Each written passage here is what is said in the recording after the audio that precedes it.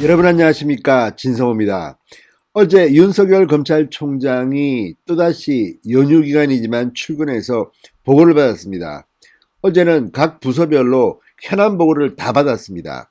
그중 하나는 아마도 이용구 신임 법무부 차관의 택시기사 폭행 사건인 것으로 보입니다. 그런데 이번에 드러난 것은 서초경찰서가 왜 이렇게 무식한 짓을 저질렀냐 하는 겁니다. 자, 서초경찰서는 단순 폭행으로 이용구 차관을 처리한 데 대해서 이런저런 변명들을 막 댔습니다. 그런데 그 변명들이 하나둘 거짓말로 드러난 것도 있고 또 무지한 것으로 드러난 것도 있습니다.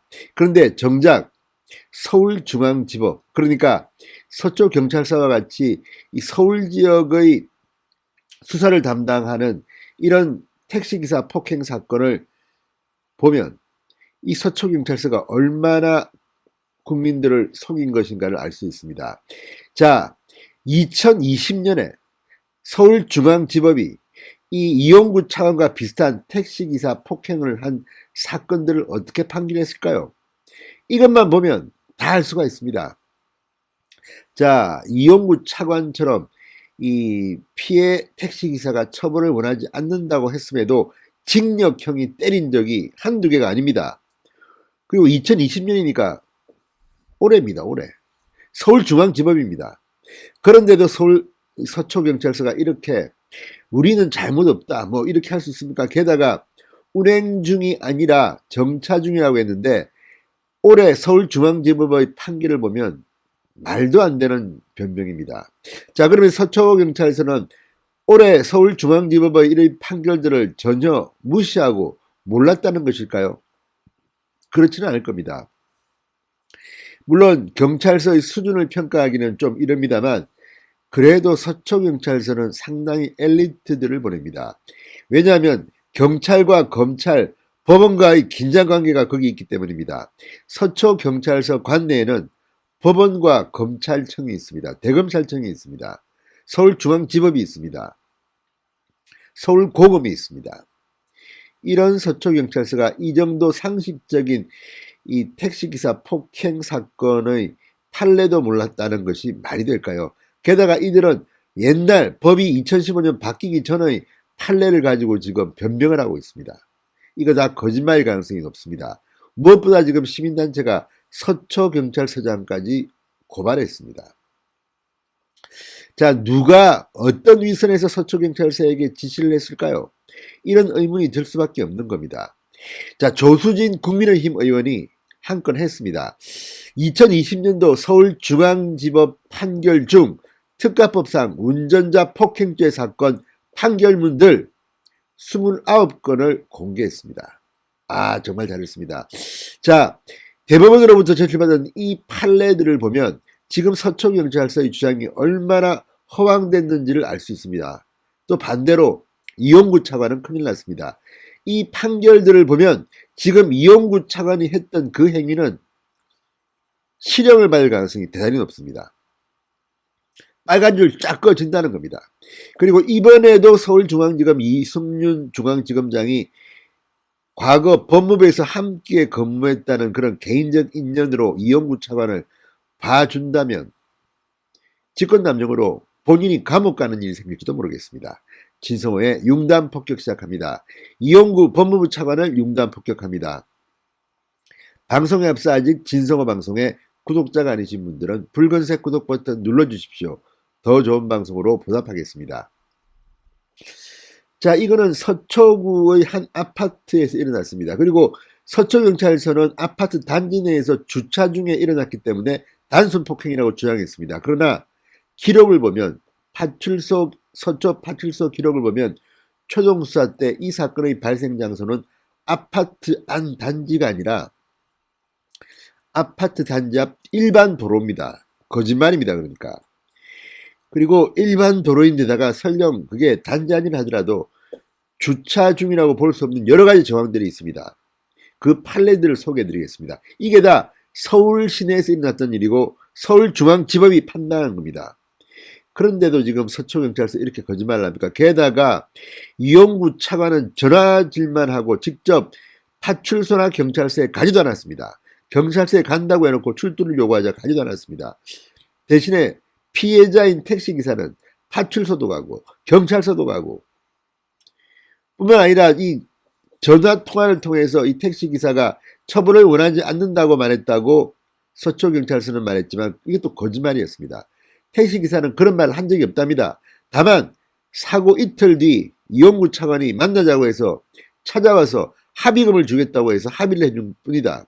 그리고 그 말을 듣고 경찰서로 가서 이 처벌을 원하지 않는다는 그런 처벌 불원서를 썼는데 그것도 서초경찰서 형사가 써줬다. 자, 그러니까 지금 서초경찰서는 이용구 차관한테 VIP 토탈 서비스를 한 것 같습니다. 무엇이 서초경찰서를 이렇게 약하게 만들었을까요? 그리고 이 사고가 해결되고 난 뒤, 내사 종결된 뒤 이용구 차관한테 연락을 해서 잘 처리됐다고 이야기했던 것으로 드러났습니다. 이런 통보를 할 이유가 없습니다. 아무런 근거도 없이 이렇게 이용구 차관만을 위한 서초경찰서의 처신이 있었던 겁니다. 이걸 보면 뭔가 일이 있었습니다. 이거 제대로 밝히지 못하면 윤석열 검찰총장도 안 됩니다. 이성윤 중앙지검장, 이 법무부 검찰국장을 할 때 이용구는 법무부 법무실장을 했습니다. 이런 인정, 게다가 뭐 지금 수사 라인에 있는 사람들이 다 법무부 근무 경력이 있다고 합니다. 이거 제대로 수사하지 않으면 국민들이 이제는 검찰한테 돌을 던질 겁니다. 자, 그러면 서울중앙지법의 판결을 한번 보겠습니다. 어떤 판결이 있었을까요? 이용구 차관이 변호사이기 때문에 이거 알 겁니다. 그런데도 뭐 마치 죄가 없는 듯이 숨어 있고, 지금 이 이용구 차관을 임명한 청와대는 또 왜 사과하지 않습니까? 참 이들을 보면 무식한 건지 아니면 음흉한 건지 알 수가 없습니다. 자, 경찰은 이용구 차관을 풀어준 이유로 택시가 정차한 뒤에 택시기사를 폭행했다는 이유를 들었습니다.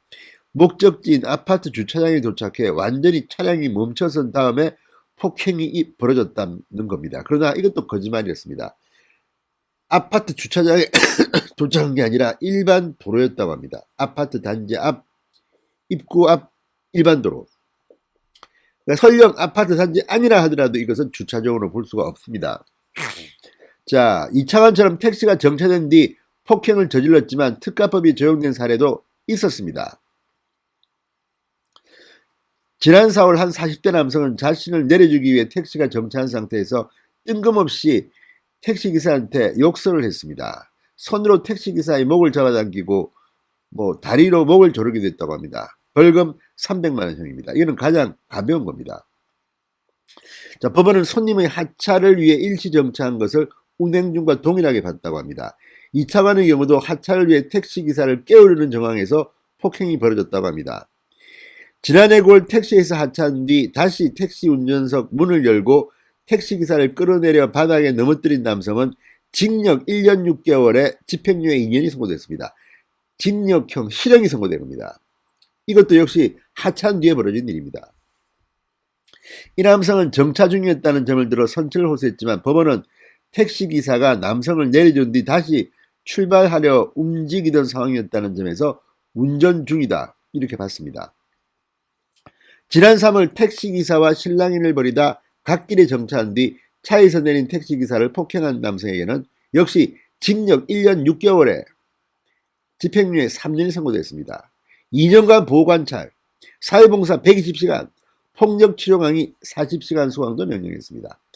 이 남성은 택시기사가 어떤 경로를 이용해서 갈 건지 물어보자 그런 것까지 물어보느냐며 욕설을 하고 옷깃을 잡아 끌었습니다. 자, 비슷합니다. 이용구 차관과 굉장히 비슷한 케이스입니다. 이 경우 징역 1년 6월, 집행유예 3년입니다. 자, 이 차관처럼 피해자와 합의해서 당사자가 처벌을 원하지 않는다는 의사를 표했어도 처벌은 어김없이 이루어졌습니다. 지난해 12월 운전 중이던 대리기사의 목을 조르고 아무 이유 없이 폭행을 저지른 남성은 징역 1년 6월에 집행유예 3년을 선고받았습니다. 이 차를 갓길에 정차한 뒤 내린 대리기사를 골프채로 위협하기도 했다고 합니다. 자, 이렇게 당사자가 처벌을 원하지 않는다고 해도 실형을 선고받았습니다. 이 밖에도 이 차원과 마찬가지로 지난해 9월 택시기사가 잠에서 깨웠다는 이유로 머리와 얼굴을 때린 남성 징역 1년 6개월에 집행유예 2년을 선고받았습니다. 이 차관도 택시 안에서 잠든 자신을 깨웠다는 이유가 폭행의 원인인 것으로 관계자들은 전하고 있습니다. 자, 폭행 정도가 이 정도인데도 징역형을 다 선고했습니다. 이 차관과 비슷한 수준이거나 다른 조건에서 비슷했음에도 다른 택시기사들은 폭행 사건을 법원까지 가서 판단을 받았습니다. 그런데 왜 지금 이럴까요? 아마도 이 택시기사 피해자는 코로나 상황에서 너무 어려워서 합의금을 받고 덜컥 합의해줬을 수 있습니다. 그러나 합의해줘도 이런 경우는 단순 폭행이 아닙니다. 특가법상 운전 중 폭행입니다. 이걸 갖다가 이런 식으로 변질시킨 서초경찰서 틀림없이 뭔가가 있습니다. 누가 협박을 했습니까? 누가 로비를 했습니까? 누가 압력을 넣었습니까? 이런 의혹이 있습니다. 자, 이제 서초경찰서장까지 고발됐기 때문에 이제 한번 제대로 검찰이 한번 다뤄주기 바랍니다. 이것도 못하면 검사를 좀 꼭 벗어야 합니다. 진성호의 융단 폭격이었습니다. 여러분 감사합니다.